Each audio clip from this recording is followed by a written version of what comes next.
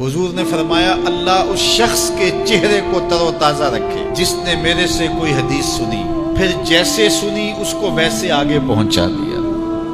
اور آقا کریم نے فرمایا بعض اوقات سنانے والا اس پر اتنا پہنچ کے عمل نہیں کرتا جتنا پھر سننے والا اس کے اوپر عامل ہو جاتا ہے۔ تو جب حضور نے دعا دی ہے کہ اللہ اس شخص کے چہرے کو تر و تازہ رکھے جس نے میری حدیث کو، میرے فرمان کو سنا اور ایسے ہی آگے پہنچا دیا، تو پھر موت کی سختیاں بھی اس کے چہرے کی تر و تازگی ختم نہیں کر سکتی، پھر قبر کے لمحے بھی اس کے چہرے کی تر و تازگی کو ختم نہیں کر سکتے۔ حشر کے دن لوگوں کے چہرے مرجھائے ہوں گے، جس کو رسول اللہ کی دعا ہے اس کا چہرہ اس دن بھی تر و تازہ ہو۔ تو حضور علیہ الصلوۃ والسلام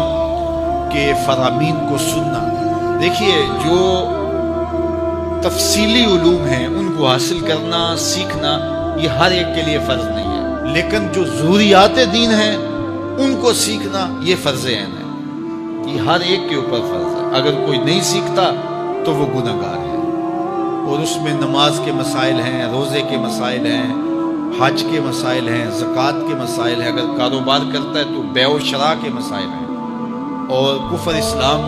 کی ضروری باتیں ہیں کہ کفر کیا ہے، اسلام کیا ہے۔ تو یہ ساری ضروری چیزیں جو ہیں ایمانیات سے تعلق رکھتی ہیں،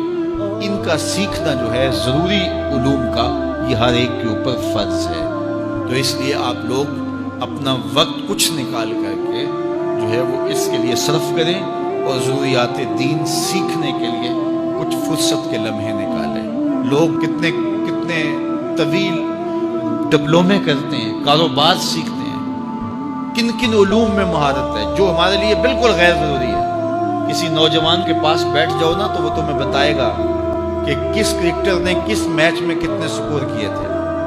لوگوں کی یہاں تک معلومات ہے، اور وہ 15 سال پرانا میچ ہے، اس کے اندر کس نے کتنے آؤٹ کیے تھے، کتنے وکٹیں لی تھی، کتنے جو ہے وہ اس نے سکور کیے تھے، اور اس کی پوری زندگی کے سکور کتنے ہیں، کیسی کیلکولیشن ہے، اور کس قدر لوگوں کا پکا حساب ہے۔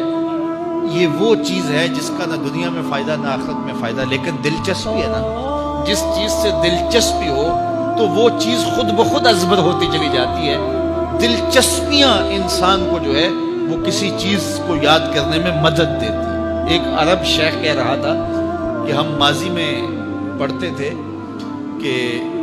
ہمارے اسلاف، ہمارے بزرگ ایک رات میں پورا قرآن ختم کر لیتے تھے۔ تو وہ کہتا ہے میں سوچتا تھا کہ ساری رات قرآن بندہ پڑھتا رہے تو کس طرح ممکن ہے؟ تو کہتا ہے میں اپنے بچوں کو دیکھتا ہوں کہ وہ جو ہے وہ موبائل کے ساتھ لگے رہتے ہیں، اور فجر کی اذان ہو جاتی ہے تو وہ تب چونکتے اچھا رات گزر گئی۔ تو میں کہتا ہوں نوجوان کی دلچسپیاں کچھ اور ہیں، اور وہ بھی اس شغف کی وجہ سے ایسا کھبا کہ رات گزر گئی اور اس کو پتہ ہی نہ چلا۔ تو جن کو قرآن کا نشہ ہو گیا تھا ان کی ساری راتیں قرآن میں گزر جاتی تھی، اور ان کو پتہ ہی نہیں ہوتا تھا کہ رات بھی گزر گئی ہے، اور اذان ہوتی تو پھر پتہ چلتا کہ اچھا رات گزر گئی ہے۔ تو یہ شوق اگر پیدا ہو، شوق تو دیکھیے یہ گیموں کا پیدا ہو جائے، کھیلوں کا پیدا ہو جائے، تو وہ انسان کو کیا کچھ سکھا دیتا ہے، اور جس کے سینے میں کتاب اللہ کا شوق پیدا ہو جائے تو پھر کیوں نہ اس کے سینے کے اندر جو ہے وہ طلب کتاب اللہ کی تلاوت کی پیدا ہوگی۔ تو اپنے سینوں میں علم حاصل کرنے کا شوق پیدا کرو، علم سیکھو، اپنی نسلوں کو سکھاؤ، اپنی اولادوں کو دین سکھاؤ، اپنی اولادوں کو نماز کا خوگر اور عادی بناؤ، ان کو کھینچ کھینچ کے نماز کی طرف لے جاؤ، یہ عادی بن جائے نماز کے، تاکہ بعد از انتقال دعاؤں کے سلسلے جاری رہیں